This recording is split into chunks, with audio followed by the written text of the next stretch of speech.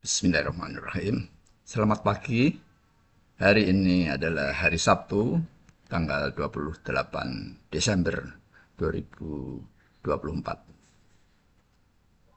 Sebuah pagi yang indah dan merupakan hari Sabtu sebagai weekend rutin, namun di samping sebagai hari weekend, hari ini merupakan weekend yang istimewa karena menjelang akhir tahun. Artinya di antara kita banyak yang berlibur dan juga meninggalkan aktivitas rutinnya. Sehingga berita dari Eko Papa Channel ini mungkin kita hanya akan menyampaikan sesuatu yang ringan-ringan saja, ya. Sebagai yang salah satu topik yang ingin dibicarakan pada pagi ini adalah Sungai Seine di Paris. Ya, Sungai Seine di Paris ini adalah sungai yang sangat penting karena membelah kota Paris. Dan dia merupakan sungai yang terpanjang kedua di Perancis. Istimewanya Sungai Seine kita ulas pagi ini karena dari kompas.com diunggah keberhasilannya Sungai Seine ini untuk sebagai tempat penyelenggaraan pembukaan Olimpiade musim panas beberapa bulan kemarin. Kita ketahui bahwa Sungai Seine ini awalnya adalah merupakan sungai yang sangat kotor. Banyak sampah dibuang di sana, bahkan diilustrasikan sepeda-sepeda yang tidak dipergunakan lagi oleh pemiliknya dibuang ke dalam sungai, sehingga pada saat proses pengerukan sungai ditemukan banyak bangkai sepeda ataupun perabot-perabot lain yang tidak layak untuk dibuang di sungai. Itulah masyarakat kota modern Paris. Sehingga pada tahun 1993 Sungai Seine ini dinyatakan bahwa airnya sangat tidak layak untuk dipakai untuk berenang. Memang airnya mengalir cukup bagus sepanjang tahun. Sungai Seine ini airnya mengalir dengan baik. Bagi yang sudah beberapa kali datang ke Paris berwisata di kota yang indah ini, pasti pernah melihat dan bahkan sering ikut perjalanan dengan boot yang keliling dengan mengelilingi atau mengarungi Sungai Seine sesuai dengan rute yang diambil, dan dengan biaya sekitar 17 euro kita bisa menikmati keindahan kota Paris melalui boat. Apakah kita siang hari atau lebih temaram dan indah apabila kita ambil yang malam sore atau malam hari.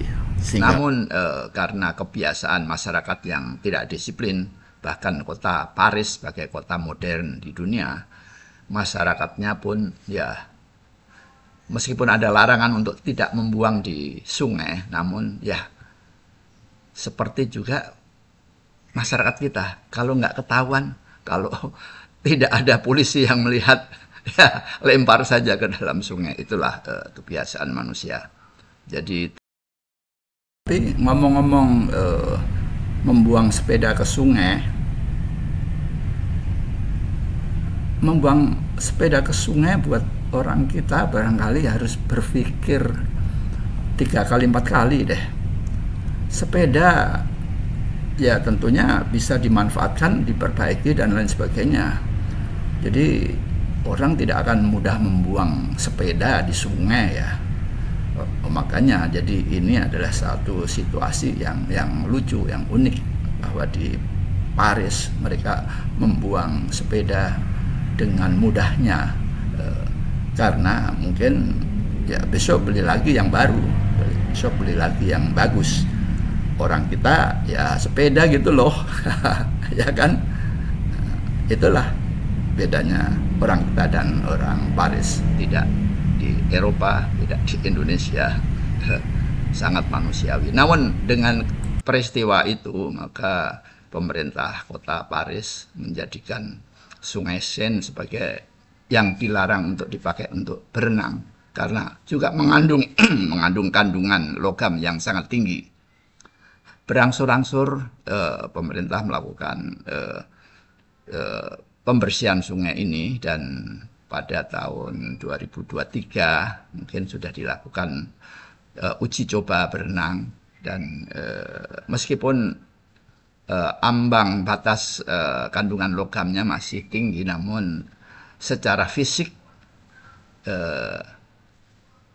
sampah-sampah sudah dibersihkan sehingga beberapa pihak atau beberapa atlet mau mencoba mengarungi Sungai Seine yang memang cukup lebar, sehingga kemudian di awal tahun kemarin pemerintah Prancis menentukan bahwa Olimpiade musim panas yang diselenggarakan bulan Juli Agustus kemarin diselenggarakan dibuka di Sungai Seine, dan alhamdulillah semuanya berlangsung dengan lancar. Itulah Sungai Seine. Berita menarik lainnya adalah bahwa penemuan dari teleskop James Webb yang baru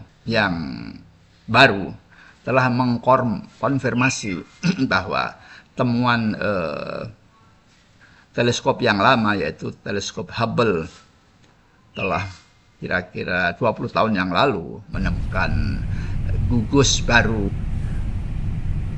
Jadi yang ditemukan pada waktu itu adalah para astronomi berbentuk gugus bintang baru yang sangat jauh, yang diamati oleh tim astronomer yang bekerja sama untuk menentukan apakah ini gugus baru. Nah, gugus bintang baru tersebut memang menggunakan teleskop lama Hubble yang memang akurasinya kurang bagus, sehingga belum lama ini teleskop baru yaitu James Webb teleskop yang lebih baru bisa mendeteksi temuan tersebut, dan dikonfirmasi bahwa temuan tersebut memang confirm dan bahkan lebih jelas, lebih terang dan lebih akurat gambarnya, sehingga ini menjadikan sebuah gugus bintang yang akan menjadi objek penelitian berikutnya oleh para astronomer yang saling bahu-membahu.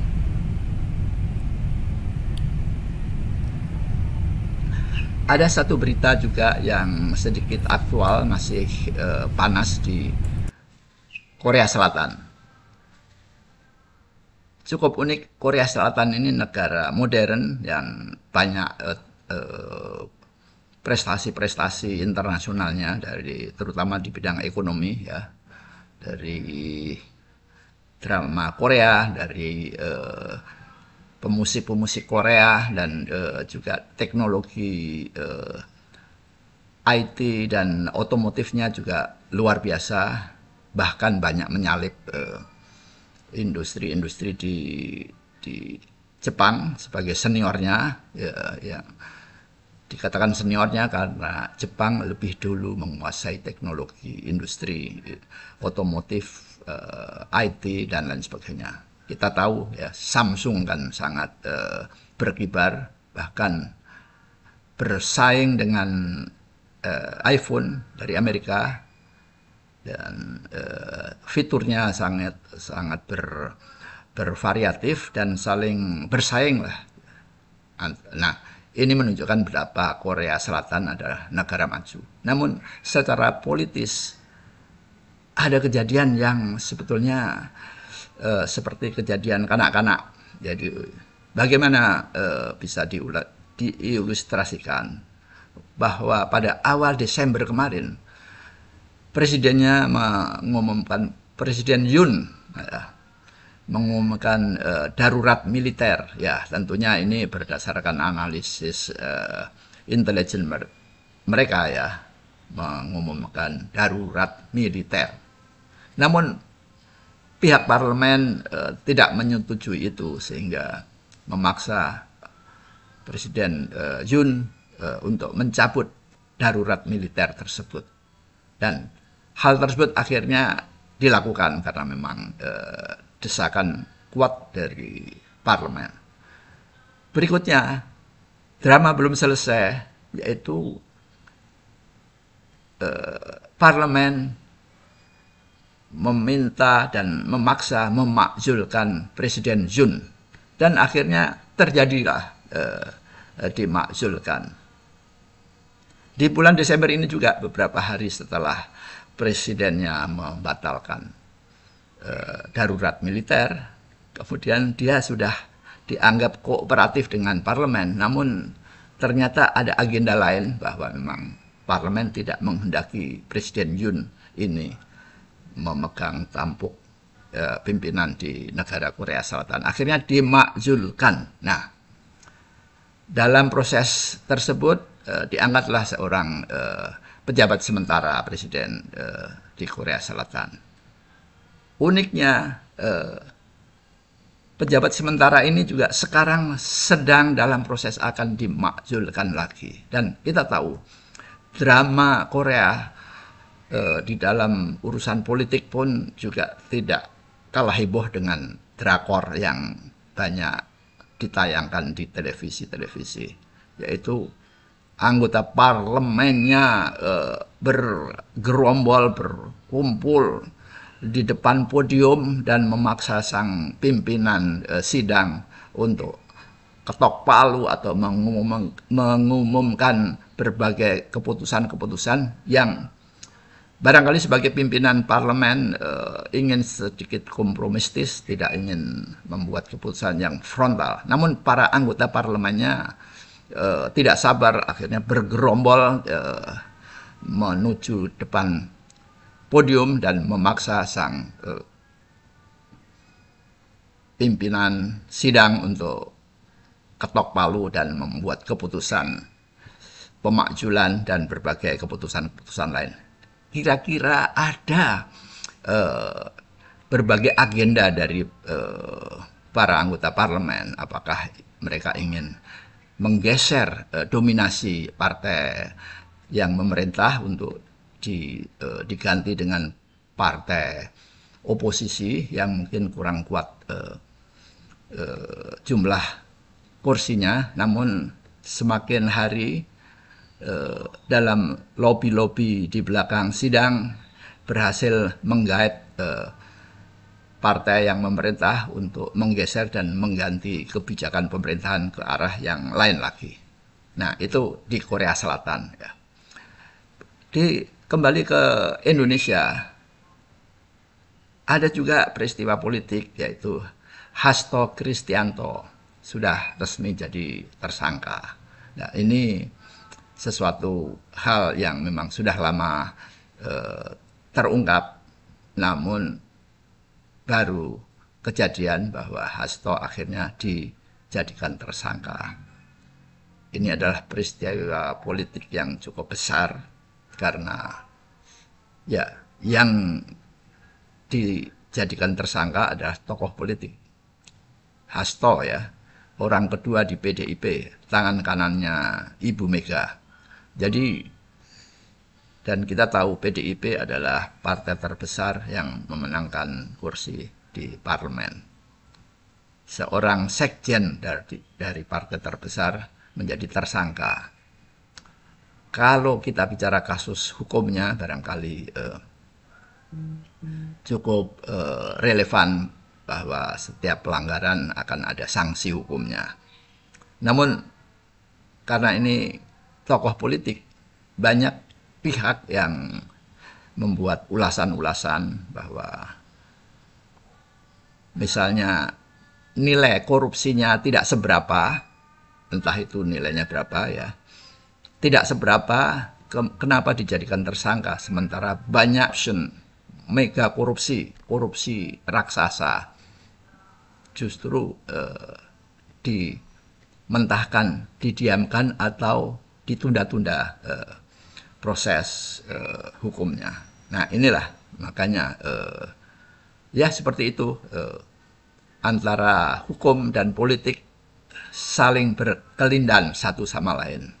Apakah diperlukan kompromi lain lagi setelah ini? Nah, kita tidak tahu. Kita ikutin saja arah perkembangan berikutnya. Demikian dari Eko Papa Channel hari ini, hari Sabtu, tanggal 28 Desember 2024, yaitu sebuah hari yang indah, yang cerah, dan akan menjadikan hari-hari yang bisa dinikmati bagi para pemirsa menjelang liburan akhir tahun, atau mungkin sebagian dari pemirsa sudah berada di tempat-tempat liburan. Selamat berlibur.